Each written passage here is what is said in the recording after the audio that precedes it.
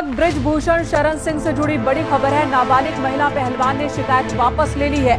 Patiala house court में शिकायत वापस ली है और सूत्रों के हवाले से बड़ी खबर सामने आई है। पहलवानों के मामले में दिल्ली पुलिस की जांच लगभग पूरी हो चुकी है। भारतीय कुश्ती महासंघ के अध्यक्ष और बीजेपी सांसद ब्रिजभूषण शरण सिंह को बड़ी राहत मिल सकती है। सूत्रों के हवाले से खबर है कि बीजेपी सांसद के खिलाफ नाबालिग महिला पहलवान ने अपना केस वापस ले लिया है। और ऐसी खबर मिल रही है कि कुछ पहलवानों ने कोर्ट में जाकर के केस वापस ले लिया। जी हां, दरअसल एक नाबालिग पहलवान है जिसने कोर्ट के सामने केस वापस ले लिया है। सूत्रों के मुताबिक नाबालिग महिला पहलवान अपने बयान से पलट गई है। सूत्रों के मुताबिक महिला पहलवान ने अपने ब्रिजभूषण सिंह पर लगाए आरोप वापस ले लिए हैं। सूत्रों के मुताबिक ब्रिजभूषण शरण सिंह के खिलाफ नाबालिग महिला पहलवान ने अपना केस वापस ले लिया है। 2 जून को नाबालिग महिला पहलवान ने पटियाला हाउस कोर्ट जाकर अपने बयान दर्ज करवाए और केस वापस ले लिया।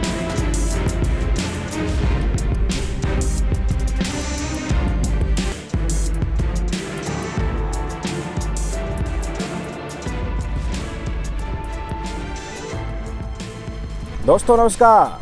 अन्याय करना है तो इसके लिए उसकी आहट को टुकड़ों टुकड़ों में इस देश के सामने लाया जा रहा है, ताकि जब अन्याय का पूरा खाका एक साथ जारी किया जाए तो देश की जनता अन्याय के खिलाफ एक साथ एकजुट होकर आवाज़ न उठा सके।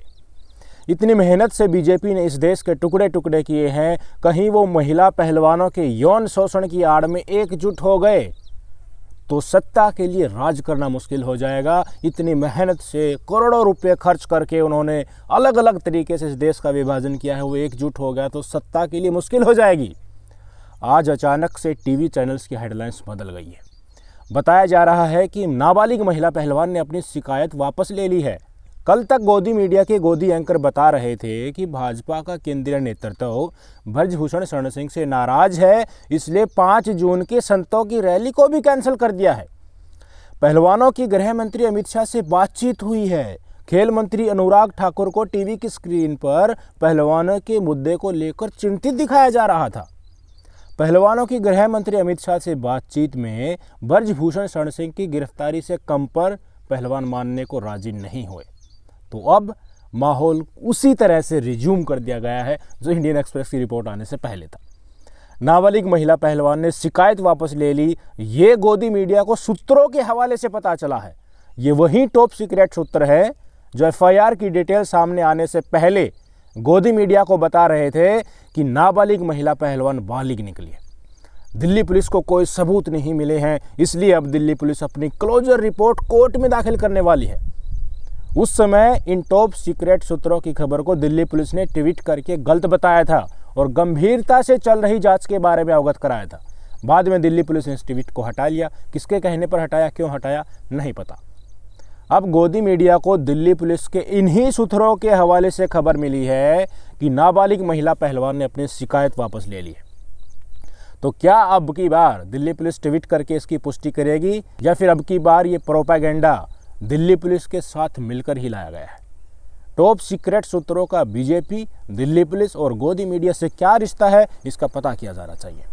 हम सवाल यहाँ इसलिए उठा रहे हैं क्योंकि 4 दिन पहले नाबालिग महिला पहलवान के पिताजी का इंटरनेट पर इंटरव्यू घूम रहा था। वो साफ साफ कह रहे थे कि जब मेरी बेटी जो नाबालिग महिला पहलवान है, उन्होंने ये बताया कि मेरे साथ सेक्सुअल हरासमेंट की घटना हुई है तो उनका शरीर जर्जर हो गया था, वो सुन्न हो गए थे। होश संभाला तो उनका मन किया कि अभी अपने हाथों से ब्रिजभूषण शरण सिंह का गला घोंटकर मार दूं। पिताजी ने यह भी बताया था कि उनकी लड़की यानी शिकायतकर्ता नाबालिग महिला पहलवान आज भी ब्रिजभूषण शरण सिंह के द्वारा दिए गए मेंटल ट्रॉमा से उभरी नहीं है। इंडियन एक्सप्रेस में एफआईआर सार्वजनिक हुई तो उसमें साफ साफ नाबालिग महिला पहलवान का बयान था कि ब्रिजभूषण शरण सिंह ने नाबालिग महिला पहलवान के साथ जोर दबस्ती करने की कई बार कोशिश की। नाबालिग महिला पहलवान को मौखिक रूप से ब्रिजभूषण शरण सिंह को बोलना पड़ा था कि आप मेरा पीछा करना छोड़ दो, मुझे आपसे कोई भी शारीरिक संबंध नहीं बनाने हैं। ये इंटरव्यू तब सामने आया जब किसी चाचा की प्रेस कॉन्फ्रेंस जो है इंटरनेट पर व्हाट्सएप ग्रुप में घूम रही थी, जिसमें चाचा कह रहे थे कि हमारी लड़की के साथ कुछ गलत नहीं हुआ है, हमारी लड़की नाबालिग नहीं बल्कि बालिग है। आप समझने की कोशिश कीजिए, हरियाणा जैसे पुरुष प्रधान प्रदेश में यौन शोषण की पीड़ित बेटी के पिता को सार्वजनिक तौर पर सामने आकर स्पष्टीकरण देना पड़ रहा है कि हमारी बेटी के साथ गलत हुआ है। पोक्सो कानून बनाने की तमाम मंशाएं महिला पहलवानों के इस केस में तार तार हो चुकी हैं। नाबालिग लड़की का चाचा जो है बाकायदा प्रेस कॉन्फ्रेंस करके लड़की के कागज दिखा रहा है कि देखिए हमारी की तो डेट ऑफ बर्थ ये है। कह रहा था कि फलाना फलाना जगह से मैं हूं। मैं दावे के साथ कह सकता हूं साथियों कि नाबालिग लड़की के गांव और आसपास के तमाम लोगों को पता चल चुका होगा कि पीड़ित लड़की का नाम ये है और वो फलाने फलाने व्यक्ति की बेटी है, उस परिवार की है। यही वो डर होता है जिसके चलते ज़्यादातर महिलाएं अपने साथ हुए यौन शोषण को दबा देती हैं। इससे क्या सीख मिलेगी हमारे समाज को? क्या और महिलाएं सामने आ सकेंगी इस केस को देखकर? ब्रजभूषण शरण सिंह को सजा हो भी गई तो क्या नाबालिग महिला पहलवान और उसके परिवार की खोई हुई इज्जत वापस आ पाएगी? जब वो लड़की गली से निकलेगी तो हमारा कुंठित समाज पीछे पीछे यही कानाफूसी करेगा कि देखो देखो ये वही लड़की है जिसके साथ ब्रजभूषण शरण सिंह ने कथित तौर पर यौन शोषण किया था। नाबालिग महिला पहलवान को उसके परिवार के साथ गांव छोड़कर किसी ऐसी जगह बसने को मजबूर होना पड़ेगा जहां उन्हें दूर दूर तक कोई नहीं जानता हो। और ऐसा इसलिए होगा कि हमारी पुलिस और हमारी सरकार ने समय पर और निष्पक्ष रूप से जांच नहीं होने दिया से आरोप है। अपने सांसद को बचाने के लिए इस मुद्दे में एक एक संवेदनशील चीजें उजागर हमारी व्यवस्था ने ही होने दी हैं।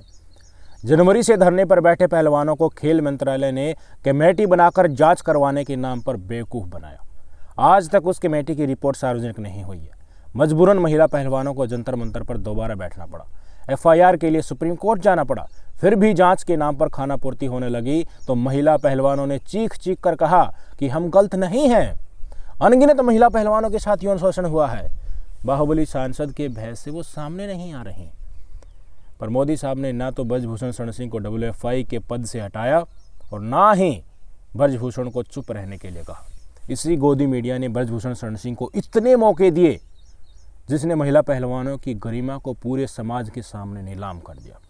खुले मन से ब्रजभूषण शरण सिंह ने हंसते हंसते एक मजाक के अंदाज में मजाक उड़ाया कि क्या हुआ, कहाँ कहाँ हुआ, कैसे कैसे हुआ, किसके साथ हुआ। विनेश फोगाट को मंथरा तक बोल डाला। और भी मौका इनको मिलता तो शायद ब्रजभूषण शरण सिंह भरी जनता के बीच में पूछ लेता कि बताओ मैं ऊपर था या तुम नीचे थी, या तुम ऊपर थी या मैं नीचे था। ये भी हो सकता था। इतनी बेशर्मी इस केस में चल रही है। दिल्ली पुलिस और गोदी मीडिया ने महिला पहलवानों की बेइज्जती करने में कोई कसर नहीं छोड़ी। महिला पहलवान लगातार बैकफुट पर जाती हुई दिख रही थी। 28 तारीख को इन्हें हिरासत में ले लिया गया, धरने से भगा दिया गया, दंगे भड़काने से लेकर सरकारी काम में अवरोध पैदा करने तक की विभिन्न धाराओं में मुकदमा दर्ज कर लिया गया। मजे लेते हुए ब्रजभूषण शरण सिंह मीडिया के सामने ताल ठोक कर कहने लगा कि अब ये पहलवान जेल जाएंगे, पहलवान ही जेल जाएंगे। ये कह रहा था उल्टा ही। बार बार महिला पहलवानों ने यह कहा कि अगर हम गलत निकल आए तो हमें फांसी पर चढ़ा देना। फिर भी दिल्ली पुलिस ने जबरन महिला पहलवानों का धरना समाप्त करवा दिया। दिल्ली पुलिस पीड़ित के साथ है या शोषणकर्ता के साथ है, आप यहां से अंदाज लगा सकते हैं। जंतर मंतर का धरना समाप्त करवाना मोदी सरकार के इशारे पर ही हुआ है। ये दिल्ली पुलिस का निर्णय नहीं था।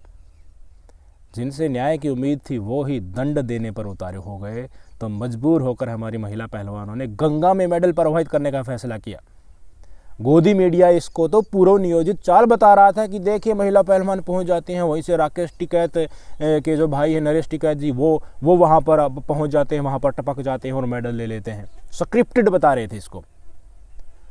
साथियों, अगर महिला पहलवान गंगा में कूदकर अपनी जान भी दे देती हैं तो गोदी मीडिया इसको ब्रजभूषण शरण सिंह के खिलाफ विपक्ष का षड्यंत्र ही बताएगा और कुछ नहीं। हर मौके पर पहलवानों को बदनाम किया गया, मुद्दा लंबा खिंचता गया। इतना समय लगने के कारण हर व्यक्ति के मन में जिज्ञासा होने लगे कि आखिर पीड़ित महिला पहलवान है कौन। पहलवान बार बार कह रहे थे कि ब्रजभूषण शरण सिंह को पद से हटाया जाना चाहिए क्योंकि वो जांच को निष्पक्ष तरीके से होने नहीं देंगे। पूरा देश एक सुर में बोलने लगा था, पर मोदी साहब की इतनी हिम्मत नहीं थी कि WFI के अध्यक्ष पद से ब्रजभूषण शरण सिंह का वो इस्तीफा भी ले सके। नाबालिग महिला पहलवान का आधार कार्ड व्हाट्सएप ग्रुप में घूम रहा था कि बताओ ये महिला कहाँ मिलेगी, इनकी करंट लोकेशन कहाँ है। वो छिपती हुई फिर रही थी। जितनी ज़्यादा कोशिश हो सकती थी बीजेपी ने पीड़ित महिला पहलवानों से मुद्दे को किसी भी कीमत पर सेटल करने की कोशिश की, ऐसा आरोप है। जांच के नाम पर पूरा सरकारी तंत्र ब्रजभूषण शरण सिंह की उंगली पर घूमता इस देश ने अपनी आंखों से देखा। जंतर मंतर से भगाए जाने के बाद गोदी मीडिया और संघी लिब्रांडुओं ने देश में माहौल बना दिया था कि पहलवान झूठे हैं। मजबूर होकर महिला पहलवानों को एफआईआर की जो डिटेल्स थी वो इंडियन एक्सप्रेस अखबार में सार्वजनिक करनी पड़ी देश के सामने। ये नौबत आ गई। 2 जून की सुबह पूरे देश को ब्रजभूषण शरण सिंह के कथित वहस्सीपन का पता चल चुका था। 7 पहलवानों के आरोप सबके सामने आ चुके थे। किसी लड़की के लिए पूरे देश को यह बताना कितना मुश्किल होता है कि ब्रजभूषण शरण सिंह ने मेरी टी-शर्ट उठाकर ब्रेस्ट को दबाया, पेट से जांघ तक कई बार हाथ फेरा, नाभि को छुआ, दरवाजा बंद करके जबरदस्ती यौन संबंध बनाने की कोशिश की, सप्लीमेंट के बदले सेक्स की मांग की, पटक पर हाथ रखकर उनको जोर से भींच दिया, वगैरह वगैरह। सार्वजनिक तौर पर महिला पहलवानों ने देश को बताना पड़ा, विश्वास दिलाना पड़ा कि देखिए हमारे साथ ये हुआ है, क्योंकि उनको बुरी तरीके से बैकफुट पर ले जाया जा रहा था सरकारी तंत्र के द्वारा। उनको इंडियन एक्सप्रेस ने एफआईआर की एक एक चीज़ें मजबूरी में देनी पड़ी है। अपनी इज्जत पूरे देश और दुनिया को बतानी पड़ी है। फिर से विश्वास दिलाना पड़ा है कि देखिए हम सही हैं, कृपया हमें बदनाम न किया जाए, हमारा साथ दिया जाए, हमें न्याय दिया जाए। जांच निष्पक्ष और सही समय पर हो जाती तो इस देश की बेटियों की इज्जत आज यूं सरेआम नीलाम नहीं हुई होती। एफआईआर की डिटेल पूरे देश के सामने आने के बाद अगर कोई पीड़ित महिला पहलवान और उसका परिवार अपना कदम एक बार के लिए पीछे हटा लेता है तो इसमें कोई अचरज नहीं करना चाहिए। उसके पीछे एक बड़ा खेल हो सकता है, पूरा सरकारी तंत्र हो सकता है उसको दबाने के लिए। जो सरकार ब्रजभूषण शरण सिंह का WFI अध्यक्ष से इस्तीफा तक नहीं लेती, इसका मतलब यही है कि हर मोड़ पर वो कथित अपराधी के साथ है। बीजेपी के लिए महिला पहलवानों की इज्जत से ज़्यादा ब्रजभूषण शरण सिंह के पीछे जो वोट बैंक है वो प्यारा है। पहलवानों का साथ दे रहे किसान संगठन और खाप पंचायतों को पीड़ित महिला पहलवान और उनके परिवार को हौसला देना चाहिए। बेइज्जती जितनी हो सकती थी वो हो चुकी है, अब तो न्याय से पीछे हटना ठीक नहीं रहेगा। शायद इसी क्रम में खाप पंचायतें और किसान संगठन भी लगे हुए हैं। इनको पता चल गया है कि महिला पहलवानों का न्याय इस सरकार से छीनना पड़ेगा, क्योंकि मोदी साहब ब्रजभूषण शरण सिंह के आगे घुटने टेक चुके हैं। 5 जून की ब्रजभूषण शरण सिंह की अयोध्या रैली रद्द करना एक ढोंग था। अब खबर फिर से आ रही है कि 11 जून को फिर से ब्रजभूषण शरण सिंह एक बड़ी जनसभा करने वाले हैं। वो रैली जो 5 जून की इसलिए टाली गई थी क्योंकि इंडियन एक्सप्रेस में एफआईआर की डिटेल छापकर एक साथ पूरे देश को ब्रजभूषण शरण सिंह की कथित करतूतों के बारे में बता दिया गया था। एक साथ पूरा देश खड़ा होने का डर था। चूंकि अब वो मुद्दा ठंडे बस्ते में चला गया है, इसलिए अब सारा ढोंग फिर से शुरू हो गया। पर अब पहलवानों का पक्ष भी कमजोर नहीं रहा। सोरम, कुरुक्षेत्र, शामली की खाप पंचायतों के बाद कल हरियाणा के सोनीपत में मुंडलाना गांव में किसान नेता गुरनाम सिंह चढ़ोनी की अगुवाई में एक विशाल जनसभा बुलाई गई थी। कई महत्वपूर्ण फैसले लिए जाने थे, पर फैसलों को पहलवान बजरंग पूनिया की रिक्वेस्ट पर टाल दिया गया। फैसला टालना मोदी सरकार के लिए और भी ज़्यादा घातक होने वाला है। पहलवान बजरंग पूनिया ने ऐलान कर दिया है कि एक महापंचायत हम खुद बुलाएंगे, जिसमें सबको एक मंच पर आना होगा।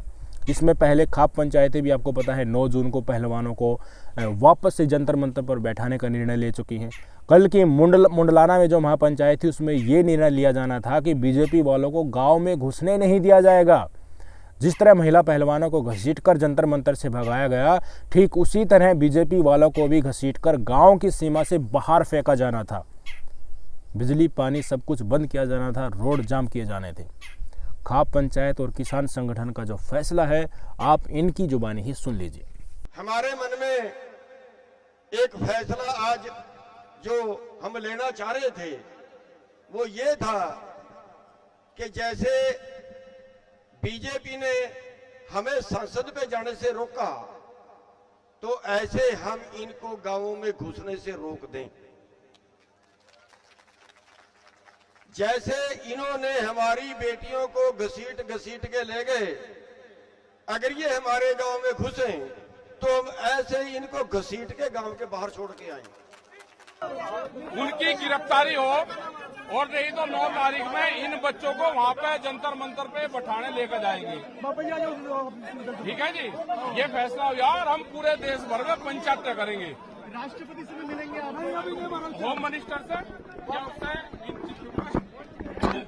इसी मंच से पूर्व राज्यपाल सत्यपाल मलिक ने बीजेपी की असल नब्ज भी बता दी, जिससे सरकार खुद मजबूर होकर न्याय देने महिला पहलवानों के चरणों में आएगी। वोट की चोट ही सरकार को लोकतंत्र के मार्ग पर चलने के लिए मजबूर कर सकती है। सत्यपाल मलिक ने कहा कि पहलवानों को राजस्थान आना चाहिए क्योंकि वहां चुनाव है। राजस्थान में अगर बीजेपी हारी तो बीजेपी पार्टी मोदी को ही बदल देगी, ये सत्यपाल मलिक ने कहा। 2024 में जनता इनसे या तो सत्ता छीन ले वरना उसके बाद कभी मौका नहीं मिलेगा। सत्यपाल मलिक की ये वीडियो सुनिए।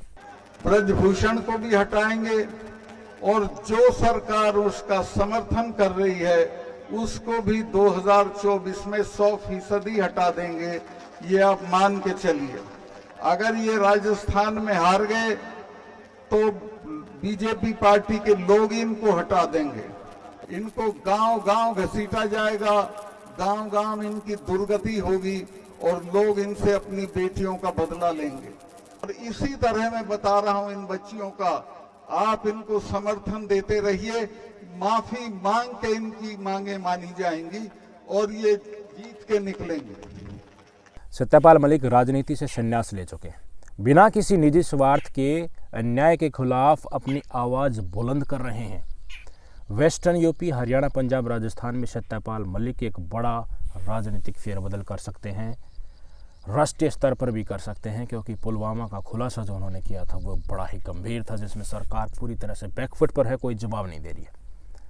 फिलहाल हमारी नज़र उस महापंचायत पर होगी जिसको जल्द ही पहलवान सबको एक साथ एक मंच पर लाकर बुलाएंगे।